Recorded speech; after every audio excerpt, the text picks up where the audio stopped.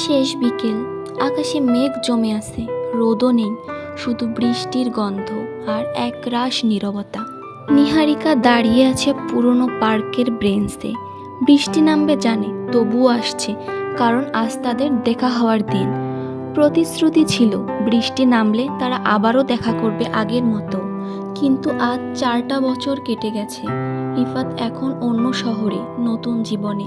নিহারিকা তবুও অপেক্ষা করে, হয়তো একবার ফিরে আসবে, একটুখানি হাসবে, বলবে বৃষ্টি শুরু হোক, আমরা ভিজে যাই।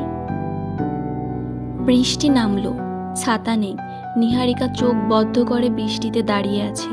চোখের জল আর বৃষ্টির জল এক হয়ে যায়। মোবাইলে একটা পুরনো মেসেজ এখনো সংরক্ষিত। তুমি যদি কখনো কাঁদো, আকাশে তাকিও, আমি বৃষ্টি হয়ে আসব। নিহারিকা আকাশের দিকে তাকায়, বৃষ্টি ক্রমে বাড়ছে। সে মৃদু স্বরে বলে, তুমি কথা রেখেছো রিফাত। বৃষ্টিতে ভেজে যায় ব্রেঞ্চটা, মাটিটা, আর একটা মেয়ের মন। চারপাশে কেউ নেই, শুধু বৃষ্টির শব্দ আর অসমাপ্ত ভালোবাসার গন্ধ। শেষে শুধু নীরবতা আর একটা মৃদু হাসি, যেটা হারিয়ে যাওয়া ভালোবাসার স্মৃতি হয়ে থেকে যায়।